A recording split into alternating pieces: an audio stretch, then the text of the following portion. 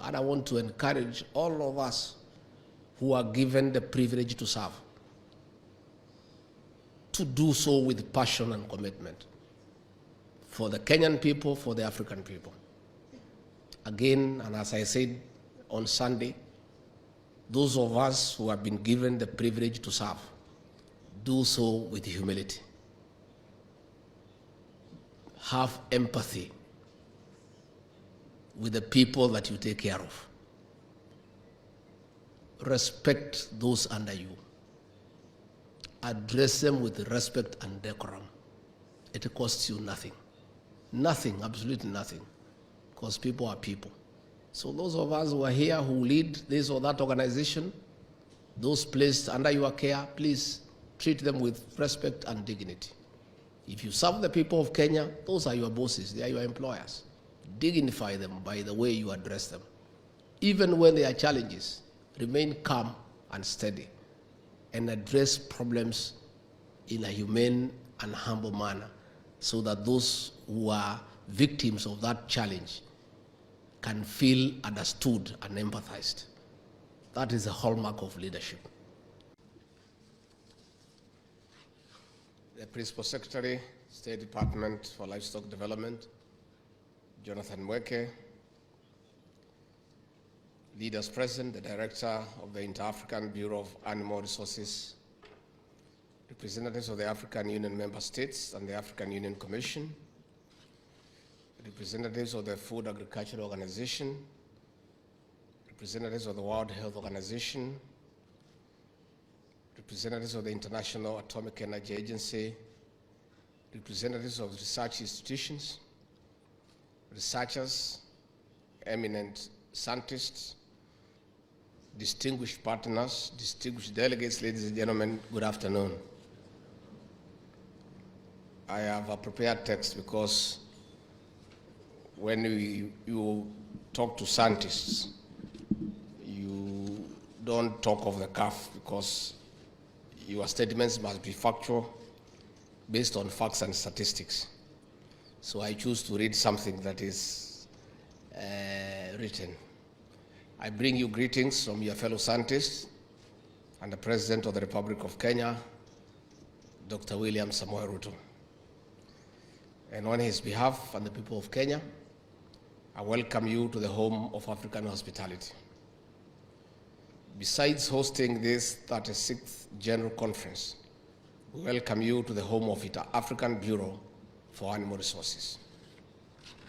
We hold this conference under a timely theme when states in Africa have engaged the high gear in implementation of national development blueprints in line with Agenda 2030 of the United Nations and Agenda 2063 of the African Union. Under these development frameworks, agriculture is identified as a major sector that will propel the continent to a better Africa. Distinguished delegates and eminent scientists, livestock contributes between 30% to 80% to the GDP of sub-Saharan Africa. But this contribution is under threat from the Fly disease, which has been linked to economic losses of up to $4.5 billion annually. With over 2.1 billion heads of chicken, 490 million goats, 420 million sheep, 370 million heads of cattle, and other economically useful animals, resistance to multiple drugs has been noted in 21 countries in Africa, Kenya included. This is a major threat to controlling the disease. It is also a major threat to the economy of the continent. With millions of people also depending on livestock for food, the continent will be insecure unless urgent action is taken. The meat market has been projected to the rise by more than 100% in most African countries. For instance, poultry meat demand will rise by 214% by the year 2050.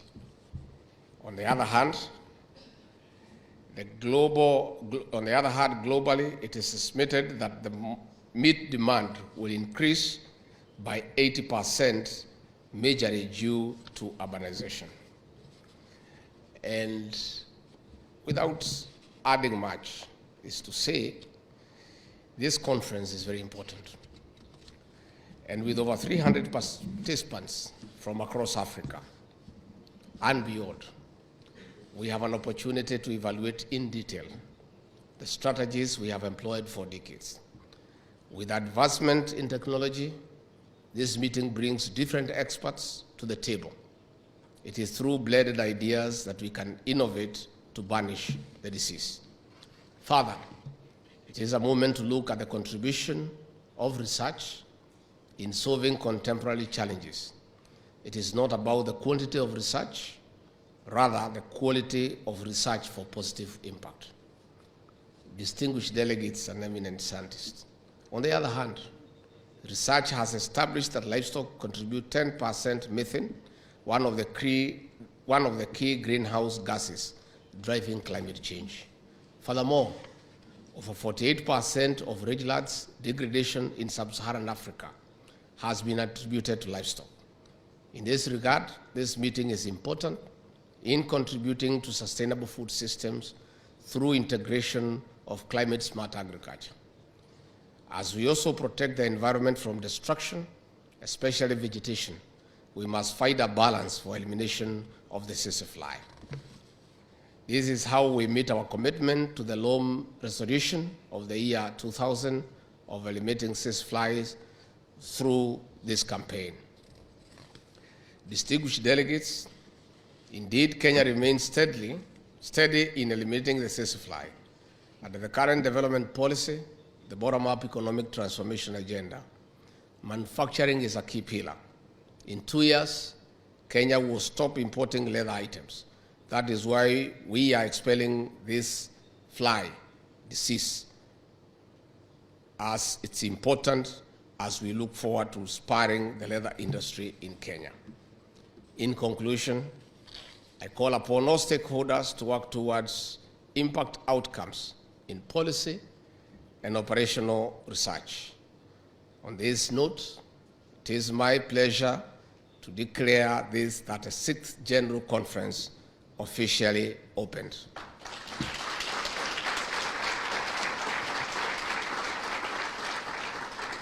I